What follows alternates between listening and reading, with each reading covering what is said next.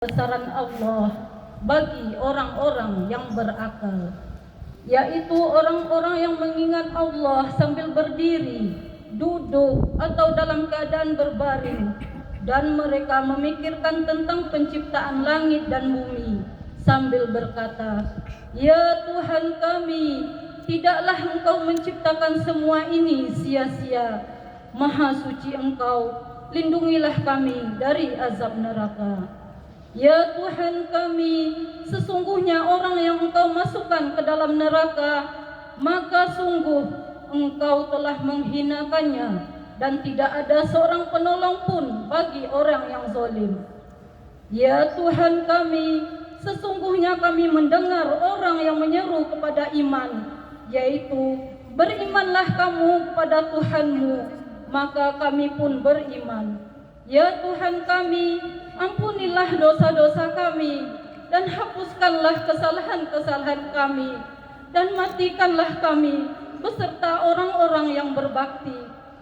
Ya Tuhan kami, berilah kami apa yang telah Engkau janjikan kepada kami melalui Rasul-Rasul-Mu, dan janganlah Engkau hinakan kami pada hari kiamat. Sungguh Engkau tidak pernah mengingkari janji." Maka Tuhan mereka memperkenankan permohonannya dengan berfirman, "Sesungguhnya aku tidak menyia-nyiakan amal orang yang beramal di antara kamu, baik laki-laki maupun perempuan, karena sebagian kamu adalah keturunan dari sebagian yang lain." Maka orang-orang yang berhijrah, yang diusir dari kampung halamannya, yang disakiti pada jalanku, yang berperang, dan yang terbunuh, pasti akan aku hapus kesalahan mereka, dan pasti aku masukkan mereka ke dalam surga-surga yang mengalir di bawahnya sungai-sungai, sebagai pahala dari Allah, dan di sisi Allah ada pahala yang baik. Maha benar Allah dengan segala firman-Nya. Quran Surat Ali Imran ayat 160 hingga 195. Alhamdulillahirrabbilalamin. Ayat suci Al-Quran telah dibacakan. Semoga saya yang membaca dan Bapak Ibu yang mendengarnya sama-sama mendapat rahmat dari Allah Subhanahu wa Ta'ala. Memasuki acara inti, yaitu kajian ilmu fikih bersama Bapak Ustadz Joko. Kepada Bapak Ustadz, waktu dari tempat dipersilahkan dengan segala hormat.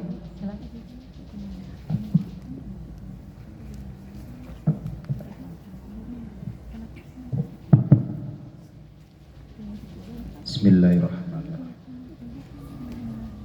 Assalamualaikum warahmatullahi wabarakatuh. Waalaikumsalam warahmatullahi wabarakatuh. Bismillahirrahmanirrahim. Alhamdulillahi rabbil alamin. Nahmaduhu wa nasta'inuhu wa nastaghfiruh. Wa na'udzu billahi min syururi anfusina wa min sayyiati a'malina. May yahdillahu fala mudhillalah wa may yudlil fala hadiyalah. Ashhadu an la ilaha illallah wahdahu la syarikalah wa ashhadu anna Muhammadan abduhu wa rasuluhu la nabiyya ba'dah. Allahumma salli wa sallim ala sayyidina Muhammad wa ala ali sayyidina Muhammad. Amma ba'du, fa ya ayyuhal hadirun rahimakumullah, ittaqullaha haqqa tuqatihi wa la tamutunna illa wa antum muslimun. Allahumma nawwir qulubana wa quluba jami'i man hadara fi majlisina hadha bi nuril ma'rifah wa ilmil mukasyafah wal basirah wal iman wal islam. Ya fattahu ya alim, iftah qulubana wa qulubahum futuhal arifin. Rabbana iftah bainana wa baina qaumina bil haqqi wa anta khairul fatihin. Para hadirin majelis taklim yang saya hormati, para alim, para ulama, para ustadz, para ustadzah, wabil khusus Bapak Imam kita Yai Abu Naim, mudah-mudahan Allah selalu beri kesehatan dan langkah yang diridhai Allah Subhanahu wa taala. Tidak panjang lebar mukadimah, mari kita mulai kajian pada malam hari ini. Pada sore hari ini, karena jarang-jarang ngisi siang hari, selalu habis maghrib, habis isya. Mohon maaf, udah menjelang tua ada di kampung pelupa. Seperti biasa kajian kita diisi oleh tasawuf dulu. Tasawuf adalah membenahi hati kita ya dalam kita menghadap Allah Subhanahu wa taala. Menata hati, menyusun hati. Fikih adalah membenahi amal ibadah kita, membenahi muamalah kita, membenahi cara kita bersosialisasi kepada masyarakat. Itu semua diatur dalam Al-Quran dan hadis. Bismillahirrahmanirrahim. Ini kitab dikarang oleh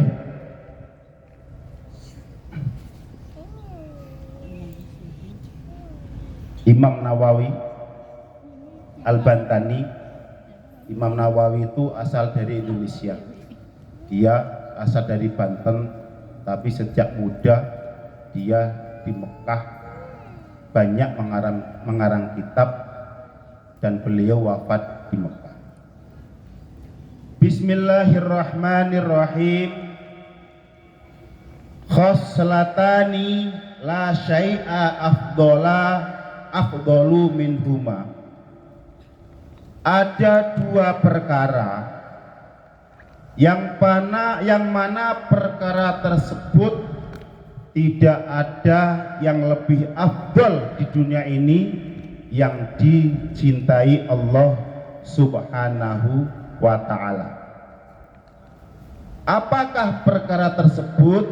Pertama yaitu al-imanu billah, yaitu iman, yakin kepada Allah Subhanahu wa ta'ala. At-ta'zimu lillah, maksudnya mengagungkan Allah ya. Wa-thana'u lillah, dan selalu memuji Allah. Jadi dalam ibadah kita tuh hanya ada dua macam. Itu yang ibadah mahdhah. Yang pertama memuji Allah ya.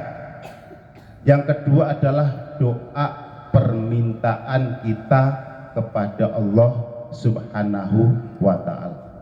Di dalam Al-Fatihah juga begitu. Alhamdulillahi rabbil alamin. Itu adalah pujian. Segala puji hanya bagi Allah yang mengatur alam semesta ya. Puji asana atau alhamd itu ada 4 macam. Yang pertama adalah memujinya Allah terhadap Allah itu sendiri ya. As-sana'u qadim alal qadim, memujinya Allah terhadap Allah sendiri.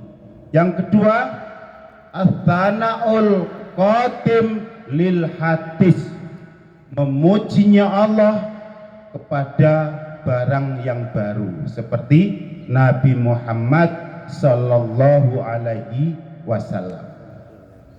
Yang ketiga adalah as-sana'ul hadis alal hadis, memujinya hamba yang baru terhadap hamba itu sendiri. Yang terakhir, as-sana'ul hadis lil qadim, memujinya hamba terhadap al-qadim yang maha terdahulu, yang tidak ada lebih dahulu selain Allah Subhanahu wa ta'ala ya. Jadi kalau kita bilang alhamdulillahirabbil alamin, itu ada 4 pujian dari hamba kepada Allah dari Allah kepada hambanya, dari hamba terhadap hamba, dari hamba terhadap Allah Subhanahu wa ta'ala. Yang keempat adalah memuji as-sana'ul hadith lil qatim, memujinya hamba terhadap Allah Subhanahu wa ta'ala. Ya, itu adalah yang pertama. Jadi yang dikehendaki Allah itu hanya dua hal, ya. Yang pertama yaitu adalah mengagungkan Allah. Setiap hari kita memuji Allah, kita selalu menjunjung bahwa Allah itu adalah segala-galanya di dunia ini, ya. Yang kedua adalah wan naf'u lil muslimina ay wan naf'u lil khalqi. Yang kedua adalah memberi manfaat kepada orang muslim dan memberi manfaat kepada makhluk di alam semesta. Hanya dua itu yang dikehendaki Allah. Insya Allah kalau dua ini sanggup kita laksanakan, lulus kita dalam menghadapi mungkar wa nakir di alam barzakh. Karena apabila kita lulus di alam barzakh, maka untuk melangkah ke alam akhirat, kita menghadapi hisab Allah Subhanahu wa ta'ala, insya Allah akan mudah. Itu ya, diingat-ingat, yang dimau Allah itu terhadap hamba, pertama memuji, mengagungkan Allah, menyembah Allah. Yang keduanya adalah warruhama'u bainan nas, kalian berkasih sayang di antara manusia. Jadi jangan ada dengki-dengkian, iri-irian, ya. Bajunya yang paling bagus, nggak perlu iri dengki di situ, ya. Itu karena sifat biasanya yang dimiliki oleh manusia, dan sifat itu akan selalu ada. Tapi tugas kita adalah untuk memerangi agar sifat tersebut hilang, ya, karena itu adalah godaan nafsu, godaan setan. Setan itu dari kata syapona, artinya menjauhkan diri dari taat kepada Allah Subhanahu wa ta'ala. Di saat kita malas ibadah dan tidak mau taat kepada Allah, ya kita itu setannya. Jangan dikit-dikit nyalakan setan, padahal kita itulah setannya, ya. Di saat kita berpikir tidak taat kepada Allah, kita itulah setan. Makanya langsung bilang, membaca a'udzubillahi minasyaitonir rajim.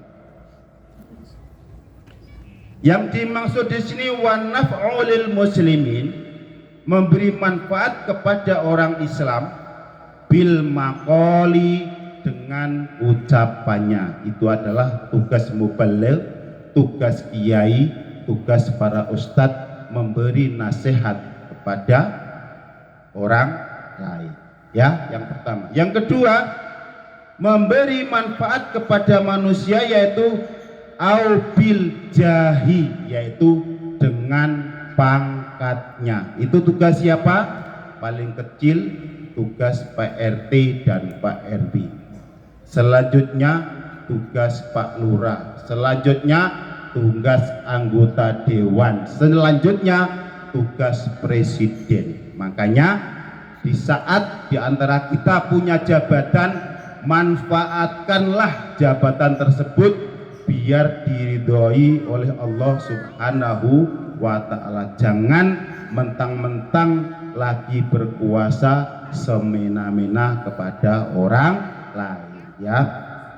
Artinya wewenangnya itu dimanfaatkan untuk kepentingan orang banyak. Makanya nanti di saat ini sudah zamannya politik, di saat nanti masuk politik, ibu harus hati-hati. Sebelum ibu memilih, istikharah dahulu. Karena apa yang ibu-ibu pilih nanti akan dihisab oleh Allah Subhanahu wa ta'ala. Apalagi dengan uang 100.000 rupiah sehingga kita salah pilih, ya, itu duit haram, ya. Sampai di mana sih uang 100 300 dibandingkan nanti hisab di hadapan Allah Subhanahu wa ta'ala. Yang selanjutnya aubil mali, atau memberikan manfaat kepada orang lain memakai hartanya. Ini tugas orang yang punya harta, yang mungkin yang sedikit kaya, hendaknya membantu apabila tetangga kita lagi membutuhkan. Ini perlunya diadakan acara seperti ini biar bisa sharing, ya, apa kesusahan tetangganya dibantu, apa masalah tetangganya dibantu, karena kita ini adalah makhluk sosial yang tidak akan bisa hidup tanpa orang lain, ya. Selanjutnya adalah aubil badani, atau dengan tenaganya. Ini tugasnya orang yang paling miskin, nggak punya apa-apa. Mau pakai ngomongan nggak bisa ngomong, mau pakai jabatan nggak punya jabatan, mau pakai harta nggak punya apa-apa, pakai tenaga bantu apabila saudara kita membutuhkan sesuatu, ya. Qala Rasulullah sallallahu alaihi wasallam, Nabi Muhammad sallallahu alaihi wasallam berkata,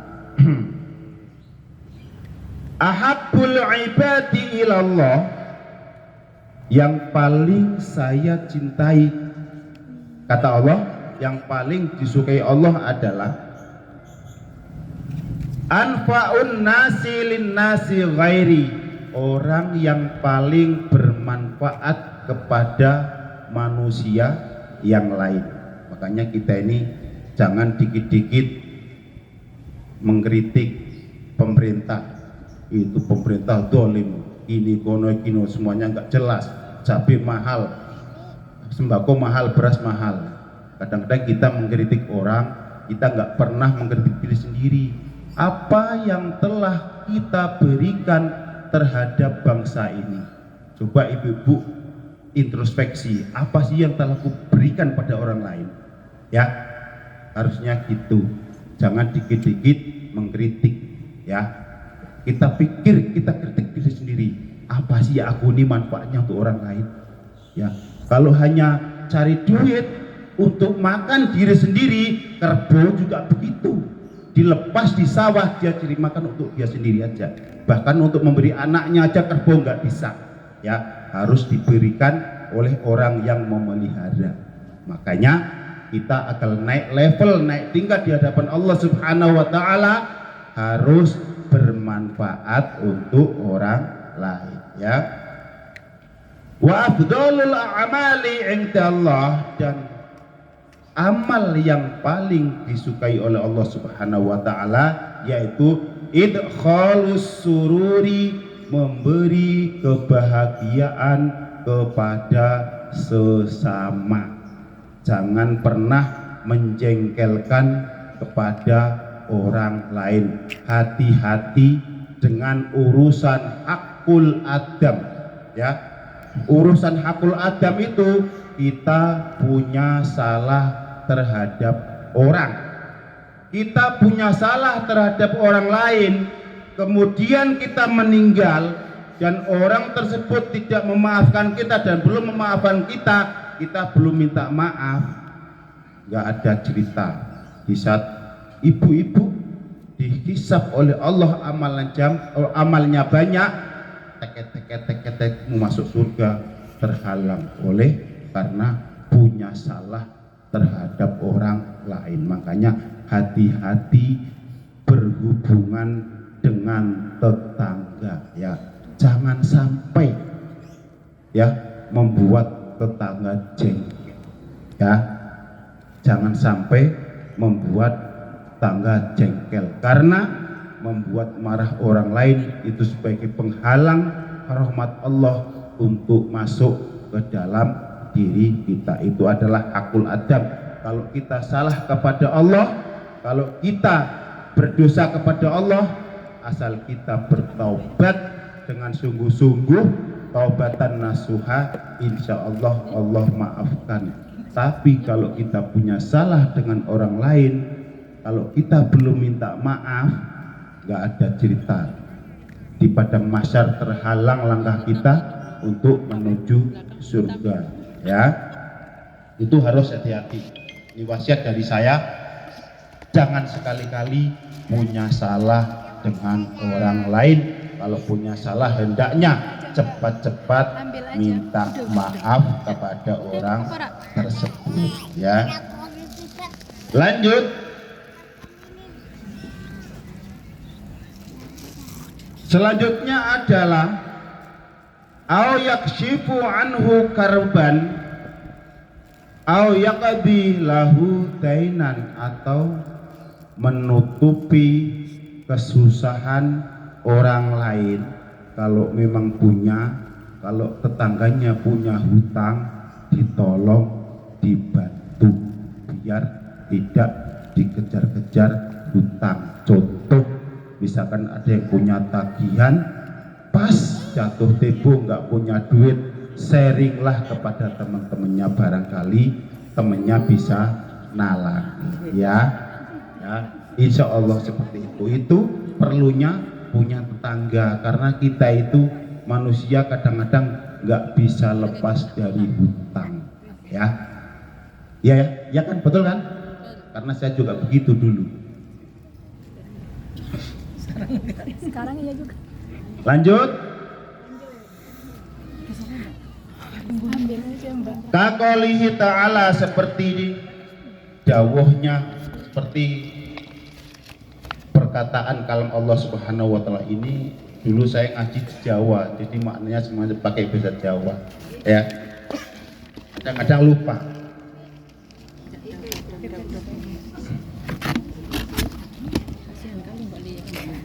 Kata Allah, wa aqimus sholata wa atuz zakata. Aqimis sholat itu artinya dirikanlah sholat, hubungan dengan Allah. Sholat itu adalah mengagungkan Allah. Ya. Wa ita'uz zakat, berilah zakat. Dengan kalian membayar zakat artinya kita telah peduli dengan orang lain. Ya. Selanjutnya, qala Rasulullah sallallahu alaihi wasallam. Ini di kitab ini isinya hadis semua, ya. Hadis Rasulullah sallallahu alaihi wasallam. Arba'un min sa'adatil mar'i. Ada 4 hal tanda-tanda bahwa manusia itu bahagia. Nanti setelah hadis 1 ini selesai, kita akan pindah ke kajian fikih insyaallah, ya. Tanda-tanda orang bahagia itu ada 4. Yang pertama adalah angtakuna zaujatahu solihatan, ya. Apabila suami atau istri kita semua soleh dan solehah, itu tanda-tanda orang yang bahagia menurut Rasulullah Sallallahu Alaihi Wasallam. Solihatan wa muwafaqatan, soleh dan selalu bersama. Jadi kalau ada suaminya yang kerjanya jauh, pulang sebulan sekali, itu tandanya belum bahagia. Karena kadang-kadang menjadi jablay, ya. Dan kata Rasulullah, wa angtakuna zaujatahu solihatan wa muwafaqatan, suami istrinya soleh dan solehah dan selalu bersama-sama. Ya, kalau saya paling nggak bisa ditinggal sama istri, ya, paling tidak bisa itu 3 bulan ditinggal udah nggak karuan itu, ya. Yang kedua adalah wa auladuhu abroron, dan anak-anaknya anak-anak yang baik, soleh, solehah, nurut sama orang tua. Kalau ada di antara anak-anak kita yang bandel, berdoalah banyak-banyak pada Allah, karena anak itu yang punya Allah ya. Jangan terlalu keras kita dalam mendidik anak, cukup dinasihati dan kita memberi contoh dengan baik. Jangan ngajari anaknya suruh belajar tapi orang tuanya main gaple, nggak bisa begitu ya. Insya Allah orang tuanya bilang, nak kamu yang baik, belajar yang rajin, jangan main HP. Orang tuanya main gaple, gimana anaknya mau belajar ya? Jadi berilah contoh yang baik dulu terhadap anaknya dan doa kepada Allah, insya Allah anak-anaknya juga nurut dan diberi metode. Anak yang cerdas itu bukan pembawaan ya. Anak yang cerdas itu tergantung cara kita mendidiknya. Dulu guru saya almarhum ya memberi metode agar pinter. Pelajaran yang tadi dipelajarkan malam harus dibaca minimal 3 kali atau 5 kali, insya Allah bisa. Di saat mau ujian malam tidur nyenyak, nggak perlu belajar lagi, karena kalau yang pelajaran hari ini malam dibaca 3 atau 6 kali, insya Allah melekat di otak. Alhamdulillah anak-anak saya semuanya beasiswa dari SD, SMA sampai mondok sampai kuliah gratis, nggak bayar. Kita harus cuman memberikan uang makannya saja ya. Itulah caranya begitu. Ibu-ibu anaknya pagi sekolah, malam ditanya, nak tadi pelajarannya apa? Baca 5 kali, ditungguin. Jangan dibiarkan main HP dan melalak kemana-mana. Insya Allah anaknya cerdas. Di saat nanti mau ujian, santai-santai aja. Semua pelajaran yang mau diujikan itu sudah pernah dipelajarkan. Kalau setiap hari belajar seperti itu, insya Allah melekat di otak. Hendaknya ini ibu peragakan di rumah tangga ibu, biar anaknya cerdas. Karena dengan anak cerdas bisa membantu beban kita yang harusnya kuliah 1 semester 8 juta menjadi free, atau minimal kita hanya membayar 20% ya. Karena 10 tahun yang akan datang kalau anak-anak kita nggak berpendidikan, susah untuk mencari penghidupan. Sekarang aja lulusan SMA susah sekali cari kerja kalau nggak ada skill, kalau nggak ada keterampilan ya, kalau nggak punya tenaga ahli. Lanjut, yang nomor 3 adalah wa angtakuna rizquhu fi baladihi ya, bahwasanya mencari rizkinya di negaranya sendiri. Kata Rasulullah, orang yang bahagia itu orang yang hidupnya berkah, mencari rizkinya di negaranya sendiri ya. Yang terakhir adalah wa khulafa'uhu solihina, dan orang yang bersama kita orang-orang soleh, orang-orang baik. Lingkungan kita semuanya orang-orang baik, tetangga kita semuanya orang-orang soleh. Kalau belum soleh diajak untuk pergi ngaji, karena di saat ibu-ibu datang mengaji, Allah menurunkan nur ke dalam hati kita, sehingga hati kita mudah untuk menerima kebaikan ya. Kata Rasulullah, Allah memberikan cahaya nur ya, melembutkan hati yang keras seperti Allah membuat tanah yang gersang diturunin dengan air hujan ya. Walaupun tidak paham nih ngaji kayak gini, insya Allah Allah mengirimkan nur sehingga hati kita mudah untuk menerima kebaikan, mudah tersentuh untuk menerima kebenaran dari para ulama. Ya, itu saja bagi yang nulis hendaknya dihayati dan dipelajari. Nanti malam dibaca bagaimana cara mengamalkan poin-poin yang didapatkan dalam pengajian. Selanjutnya masuk dalam kajian fikih. Ya, ini selalu setiap kajian saya diisi oleh tasawuf dan fikih, karena itulah yang dibutuhkan masyarakat saat ini. Dengan fikih saja, dengan mengaji fikih saja, nggak ada tasawuf, hati kita salah dalam menghadap kepada Allah Subhanahu wa ta'ala. Ya, tasawuf saja tapi sholatnya berantakan, nggak tahu syarat rukunnya sholat, sama nggak nyampe juga. Ya, tasawuf kita benar, keyakinan kita benar, ibadah kita benar, itu yang paling pas di hadapan Allah Subhanahu wa ta'ala. Pada kali ini, nanti kalau nggak cukup waktunya kita lanjutkan, barangkali nanti ada pertemuan kembali. Saya akan membahas masalah rukun sholat. Bismillahirrahmanirrahim. Arkanus sholati sab'ata asyar. Rukunnya sholat ada 17. Ibu-ibu yang kami hormati, kita melaksanakan sholat, hukum di dalam bacaan dan amalan sholat, karena dalam sholat itu ada namanya rukun fi'liyah dan rukun qauliyah.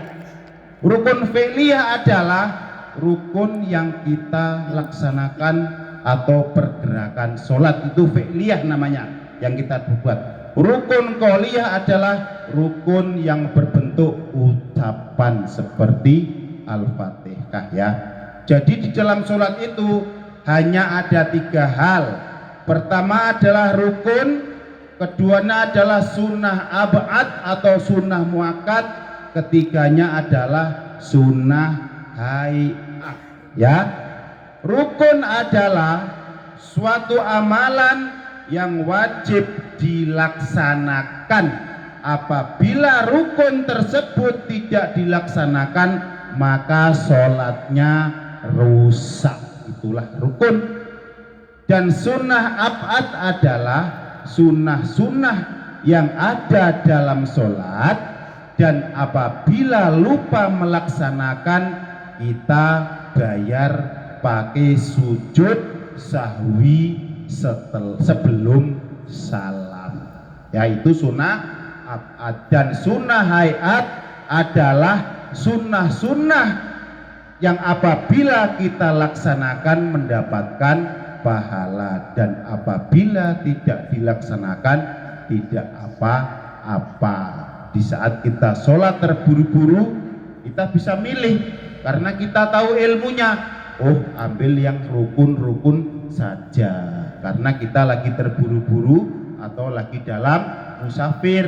Kita dalam musafir, sholat jamak takdim, jamak qashar, kita ambil rukun-rukunnya saja. Karena kalau enggak kita ambil rukunnya saja, semua sunnah dilaksanakan, maka kita akan ketinggalan kendaraan. Yaitu namanya rukhsah dari Allah atau keringanan dari Allah Subhanahu wa ta'ala. Rukun sholat yang pertama al-awalu an-niyatun. Yang pertama adalah niat. Ya, niat itu ada di dalam hati. Tetapi kata Imam Syafi'i, untuk membantu hati kita, wasyusanu talafudhu niyatin, disunahkan mengucapkan niat. Usalli fardal asri arba'a raka'atin mustaqbilal qiblati lillahi ta'ala. Allahu akbar, itu sunnah bukan wajib. Yang wajib adalah kita berniat sholat asar dalam hati. Ya, usalli fardhu asri bagi yang pakai usolli, bagi yang nggak pakai nggak apa-apa. Ya. Yang keduanya adalah takbiratul ihramin dan membaca takbiratul ihram. Ingat, takbiratul ihram itu adalah Allahu Akbar. Kalimat Allahu Akbar, bukan mengangkat tangan. Mengangkat tangannya hukumnya sunnah, ya. Kalau nanti Bapak Ibu pergi ke Mekah, sholat di Masjidil Haram, banyak orang luar sana yang sholat enggak pakai angkat tangan. Allahu Akbar, ini aja. Tangannya melambai aja biasa. Karena itu sunnah. Yang wajib, yang rukun adalah bacaan Allahu Akbar dan doa iftitah Allahu Akbar kabiran walhamdulillahi katsira ila akhirih, itu juga sunnah, itu bukan rukun. Yang rukun adalah Allahu Akbar. Dan kalau takbir tersebut tidak dilaksanakan, maka sholatnya rusak, tidak sah, ya. Yang ketiga adalah wal qiyamu 'alal qadiri fil fardi, berdiri bagi yang kuasa, bagi yang mampu di dalam sholat fardu. Jadi berdirinya kita dalam sholat itu sebuah kewajiban, sebuah rukun di dalam sholat fardu. Tapi bagi yang mampu, yang tidak mampu duduk saja, tidak apa-apa. Ar-Rabi'u yang nomor 4 adalah qiraatul Fatihati, membaca surah Al-Fatihah, ya. Membaca Al-Fatihah itu adalah rukun. Makanya sering saya katakan la sholata illa bi Fatihatil kitab. Tidak dianggap sholat oleh Allah bagi yang Fatihahnya berantakan, ya. Yang hak dibaca kho, yang kho dibaca hak, yang sod dibaca sin, yang sin dibaca sod. Karena salah makhraj dalam Al-Quran pasti merubah makna, pasti merubah makna. Allahumma sholli ala Muhammad pakai sod, pakai sim. Allahumma sholli ala artinya beda. Kalau sholli, ya Allah berikanlah rahmat takdim kepada Nabi Muhammad sallallahu alaihi wasallam. Kalau sali, ya Allah aku minta, sal mintalah, ya kan? Makanya berbahaya. Makanya kata Rasulullah, thalabul ilmi minal mahdi ilal lahdi. Kita disuruh mencari ilmu dari kita kecil sampai ke liang lahat. Jangan bosan-bosan untuk mencari ilmu. Dimanapun ada majelis taklim, datanglah. Jangan ditengok siapa ustadznya, yang penting ngaji. Ini kalau bapak ibu nengok saya nih setiap hari gak jelas, gak ada tampang-tampangnya ustadz, gak ada. Tiap hari pakai celana, pakai kaos pendek, ya. Kalau ibu nengok saya tiap hari ya gitu, udah kayak preman aja, ya. Dan saya memang sukanya begitu. Saya pakaian rapi itu hanya ke masjid. Bahkan di saat saya presentasi mendapatkan proyek ke kantor-kantor pemerintahan, kalau bukan peraturan saya nggak mau pakai sepatu itu, pakai sandal jepit aja. Kadang-kadang di pos satpam, di resepsionis di stop, Pak harus pakai sepatu. Ambillah di mobil sepatu dulu, baru pakai sepatu, ya. Itulah, karena begini Bapak Ibu, saya ini adalah seorang manusia. Al-insanu mahalul khata' wan nisyan, kata Rasulullah. Manusia itu tempatnya salah dan lupa. Di saat saya memakai gamis, di saat saya memakai peci, di saat saya memakai sarung, dan ada salah tingkah laku saya di masyarakat, pasti orang bilang tuh kalau kan ustadz tuh orangnya kayak gitu. Jadi yang kena orang Islam, Islamnya yang kena pukul, padahal itu kelakuan individu manusia. Makanya saya pakai pakaian biasa saja, biar kalau ada kesalahan ya biasa lah. Dia nggak pakai gamis, dia nggak pakai sarung Pak. Dan saya paling suka pakaian rapi begini di saat ke masjid. Ya, saya ini kalau mau ke masjid pasti saya pilih pakaian yang paling bagus, yang harga bahannya paling mahal, yang adem dipakai. Tapi kalau untuk hari-hari cuek aja pakai kaos, ya. Makanya kata ulama di Mesir, ungdur maqal wala tangdur wala tangdur mangkol.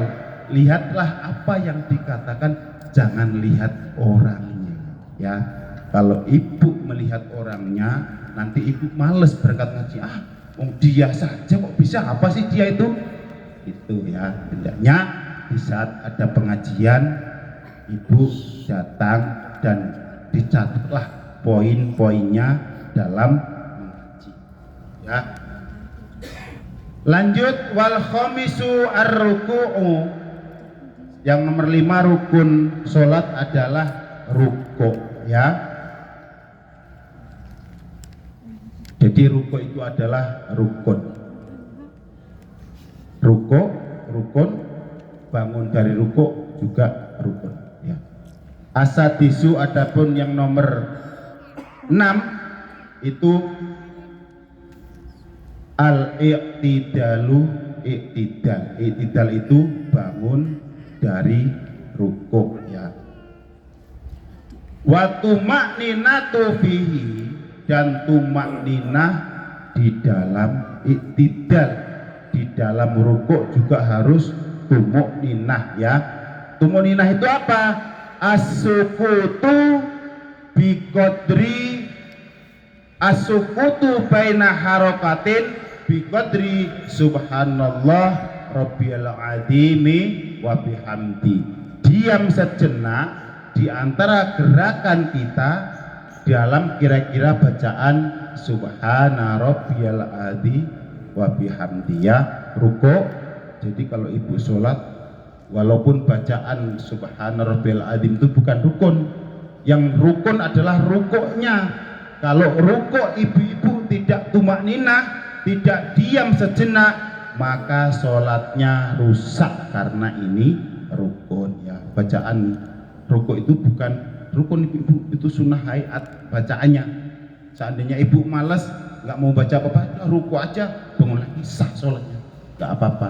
Nggak ada di dalam bab batalnya sholat karena nggak membaca subhana rabbiyal azim wa bihamdi. Tapi hendaknya itu dibaca, karena itu adalah pujian untuk Allah subhanahu wa ta'ala. As-saminu, yang nomor 8 adalah tumakninah fihi, di dalam i'tidal. Tumakninah dalam i'tidal itu ibu habis rukuk terus bangun, sami Allahu liman hamidah, Rabbana lakal hamdu mil'us samawati wa mil'ul ardi wa mil'u ma syi'ta min say'im ba'du. Itu tumakninah di dalam i'tidal merupakan rukun sholat, ya. At-tasi'u, adapun yang nomor 9 adalah as-sujudu marrotaini, sujud 2 kali, ya. Jadi sujud itu adalah rukun sholat, dan bacaannya subhana rabbiyal a'la itu bukan rukun, itu sunnah. Yang rukun adalah sujudnya. Tapi masa kita sujud nggak memuji Allah diam saja? Kan nggak mungkin. Sambil kita tumakninah, kita membaca subhana rabbiyal a'la wa bihamdi, maha suci Allah yang sangat luhur, maha memuji Allah yang sangat agung. Al-ashiru, yang nomor 10 adalah at-tumakninatu fihi, tumakninah di dalam sujud, ya. Jadi tumakninah itu diam sejenak di antara gerakan sambil membaca subhana rabbiyal a'la wa bihamdi.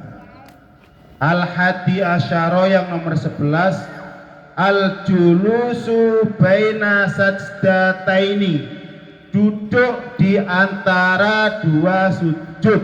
Itu juga rukun, nggak boleh ditinggalkan. Setelah kita sujud, Allahu Akbar, Rabbighfirli warhamni wajburni warfa'ni warzuqni wahdini wa'afini wa'fu anni. Itu bacaannya julus baina sajdataini, dan bacaannya sunnah. Yang rukun adalah duduknya di antara dua sujud.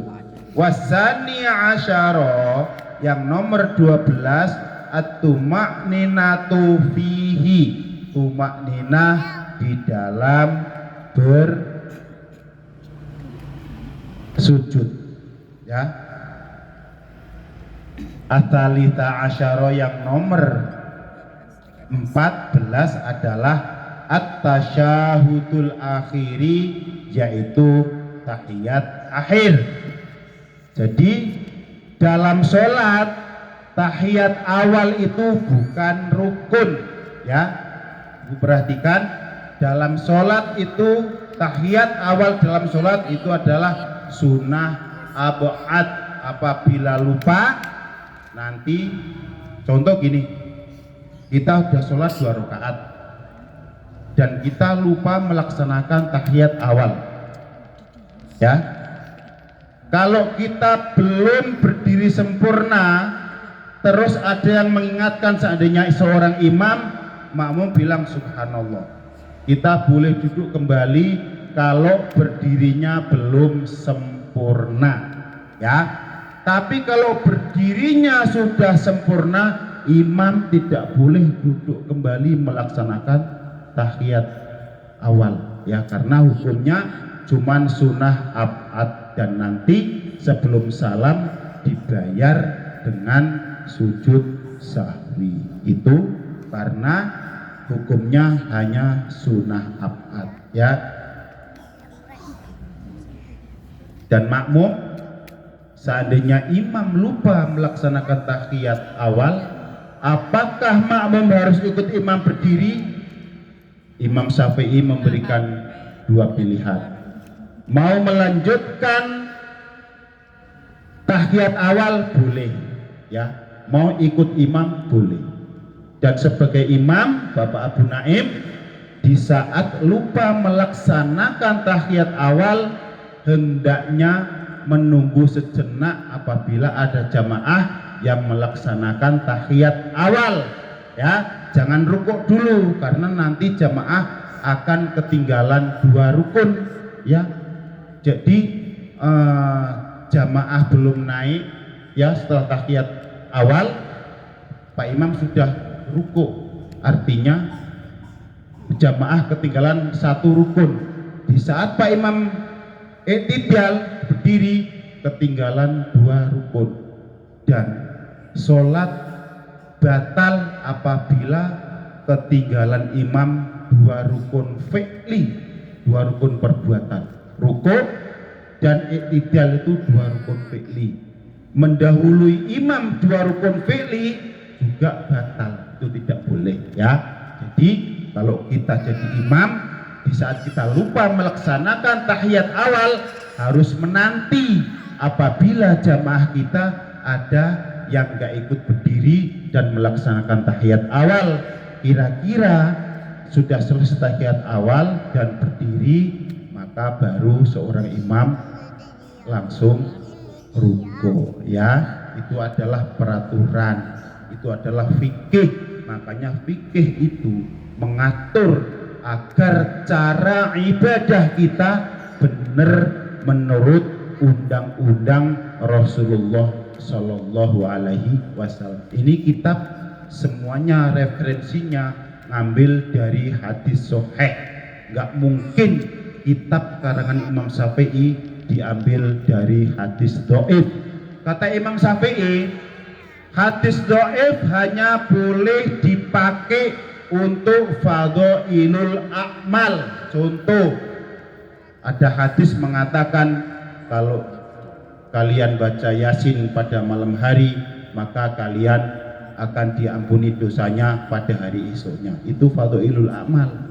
Tapi kalau masalah hukum, hadis dhaif tidak boleh dipakai.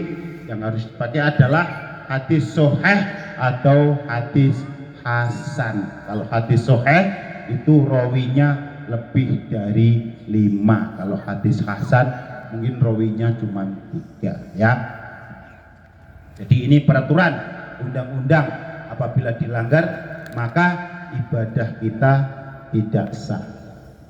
Selanjutnya adalah al-khamisa asyara yang nomor 15, as-salatu ala nabi fihi, membaca sholawat nabi di dalam tahiyat akhir ya.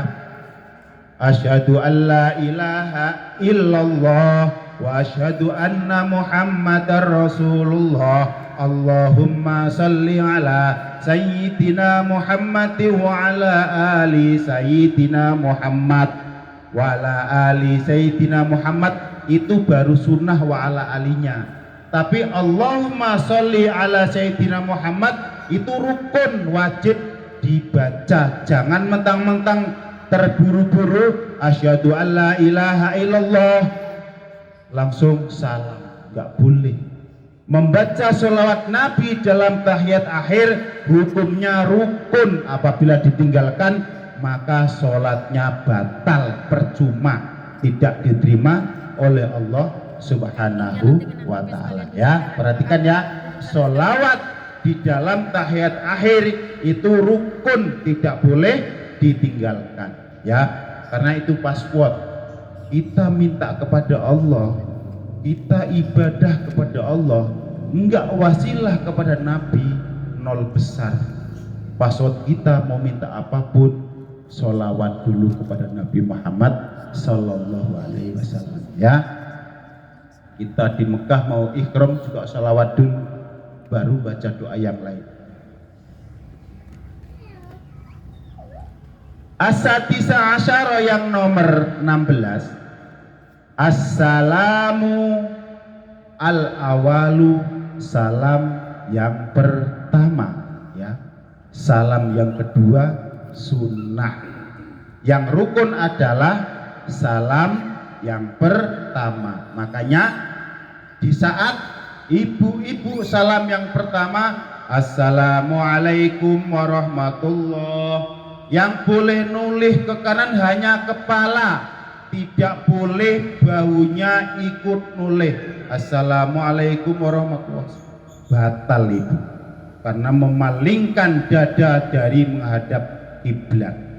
Kalau salam yang kedua, Assalamualaikum warahmatullahi wabarakatuh, pun nggak apa-apa ya, karena itu sunnah. Sudah selesai melaksanakan rukun dalam sholat apabila sudah melaksanakan rukun salam yang pertama ya. Ingat-ingat, rukun salam yang boleh menoleh ke kanan hanya kepalanya, jangan ikut bahunya, itu akan membatalkan sholat. Assalamualaikum warahmatullahi wabarakatuh, nggak boleh ya. Ini aturan, ini ada sarahnya, dan sarahnya nih kalau saya baca banyak sekali, nggak siap sampai akhir ya. As-sabi asyara yang nomor 17 yaitu at-tartibu, berurutan ya. Jadi sholat itu berurutan, diawali dengan takbir dan selanjutnya ya. Bab rukun sholat sudah selesai ya. Mungkin ini saja kajian pada sore hari ini. Insya Allah nanti di lain waktu dan apabila kita ada kesempatan bertemu kembali, kita akan bahas masalah sunnah ab'ab dan lain sebagainya. Kenapa saya kajikan ini ya? Karena ngaji fikih ini kayaknya sepele, gitu mah aku udah tahu. Kadang-kadang kita begitu, tapi detailnya nggak tahu, sehingga sholatnya rusak ya. Ini kalau orang-orang ulama besar nggak mau ngajarkan ini, ya. Orang-orang tabligh yang udah besar-besar nggak mau. Makanya karena saya bisanya ini sebenarnya ya kan, makanya saya baca ini, ya. Nanti insya Allah kalau ada waktu sebenarnya saya akan membahas masalah Fatihah. Tapi kalau kita bahas Fatihah harus ada papan tulis, Bapak Ibu, ya. Karena kita baca Al-Quran, panjang satu alif dipendekkan merubah makna. Dan kita ini zaman yang sudah banyak ulama, bukan zaman Belanda. Di saat kita mau mengaji dikejar-kejar, masa Fatihah aja masih salah. Di sekeliling kita banyak guru ngaji, banyak ulama, ada Imam Abu Naim, ya. Hendaknya datanglah ke seorang guru, suruh ngajari Fatihah. Dulu waktu bapak saya menitipkan saya di pesantren, bilang, Pak Kiai, saya nitip anak saya di pesantren Bapak. Karena saya nggak punya duit, nggak punya biaya, nggak bisa bayar SPP, suruh apa di situ? Kah suruh nyangkul kah apakah? Yang penting bisa ngaji. Nanti kalau Fatihahnya salah, Pak Kiai saya tuntut di padang mahsyar di yaumul hisab. Itu begitu. Makanya Bapak Ibu, Fatihahnya enggaknya dibetulin. Nanti mungkin yang bisa kemungkinan di rumahnya Pak Salimin yang ada papan tulis, ya. Kajian anak-anak itu saya dari hari Senin sampai Sabtu aja. Malam Minggu kalau nggak yasinan saya kosong, karena malam Minggu sengaja saya kosongkan, nggak menerima kajian tempat lain karena di sini ada yasinan bapak-bapak, ya. Walaupun 2 minggu sekali, kadang-kadang nggak jelas kayak tadi malam.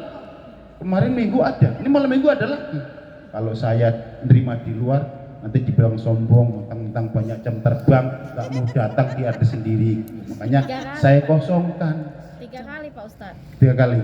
2 kali wiritan bapak-bapak, 1 kali yang istiqosah. Iya. Itu makanya setiap malam Minggu saya kosongkan. Dan nanti apabila pas nggak ada bapak-bapak yasinan, hendaknya ibu-ibu buat program. Biar kita ngaji tajwid masalah Fatihah. Itu aja. Karena yang rukun Fatihah tersebut, bacaan surat dalam sholat itu sunnah. Harusnya sih benar, tapi seandainya salah pun nggak apa-apa, ya. Rukun yang penting. Nanti ibu-ibu jangan salah, ibu-ibu yang membuat program dengan terlaksananya kajian wajib, ibu dapat pahala banyak sekali, ya. Itulah amal yang nanti akan kita bawa income akhirat. Ibu membuat program, membuat sebuah pengajian dan diamalkan oleh orang tersebut. Orang tersebut mengajarkan anaknya dan diamalkan oleh anaknya, dan ibu meninggal di alam barzah di saat anaknya tersebut melaksanakan rukun tersebut, pahala mengalir. Itu makanya saya suka mengajar, ya. Al-khulafa'u wa rahmatullah, kata Rasulullah. Orang yang menggantikan tugasku, kata Rasulullah, itu selalu mendapat limpahan rahmat dari Allah Subhanahu wa ta'ala. Itu nyata Bapak Ibu, benar-benar nyata. Saya itu orang bodoh, orang gak sekolah, gak punya ijazah, tapi saya bisa punya perusahaan dan pernah mempunyai 30 karyawan. Dan marketing yang saya punya S3, S1, S3 sebagai marketing. Tapi sekarang perusahaan saya sudah jalan, nggak dipakai lagi marketing karena saya sudah terkenal di mana-mana. Ya, dulu memanfaatkan orang sarjana sebagai marketing. Ya, jadi saya pikir-pikir, kata guru saya, apabila engkau menyibukkan dalam urusan Allah, maka urusan duniamu akan saya handle, kata Allah. Rupanya iya.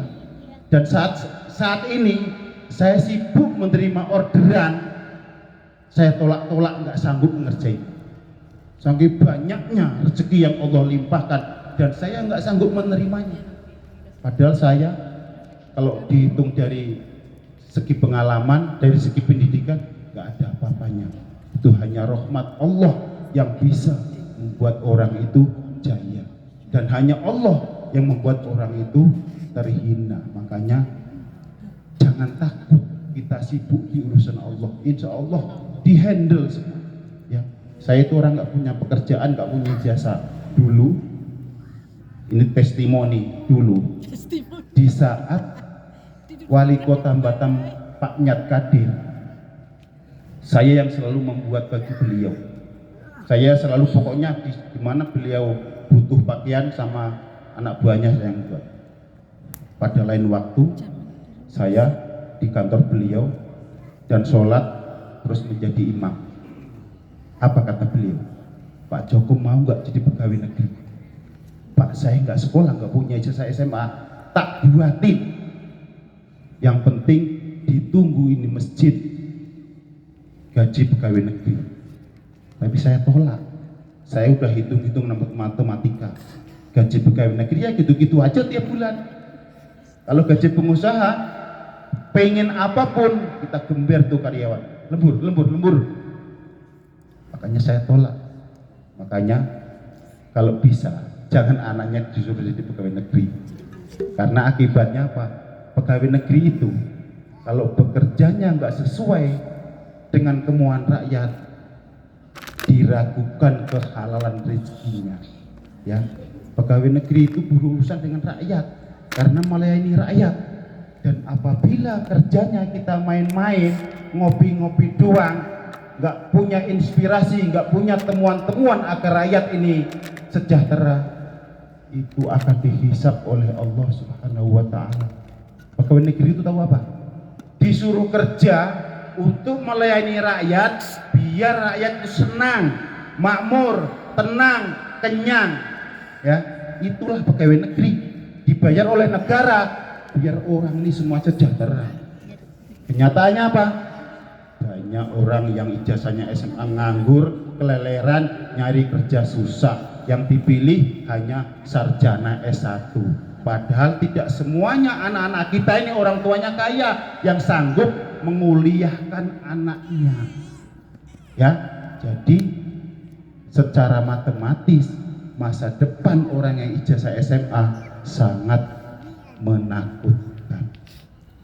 Dan itu tugasnya pemerintah, tugasnya para pegawai negeri. Ya, jadi jangan senang tiap bulan mendapat gaji jelas, masa depan jelas, pensiunan jelas. Kerjamu seperti apa di masyarakat? Itu paling hati-hati urusan dengan masyarakat ya, karena itu menyangkut nanti kita akan kembali kepada Allah Subhanahu wa Ta'ala. Oke Bapak Ibu rahimakumullah, mungkin ini saja kajian pada sore hari ini. Lupa terus dan mohon maaf apabila ada kesalahan. Mudah-mudahan dimaafkan kesalahan saya, mungkin karena kan saya ini orang nggak berpendidikan, kadang-kadang ngomongnya agak kurang sopan ya, maafkan ya Bu ya. Kami akhiri kajian pada hari ini. Wallahul muwafiq ila aqwamit thoriq. Wassalamualaikum warahmatullahi wabarakatuh. Selanjutnya doa dipimpin oleh Kiai Abu Naim.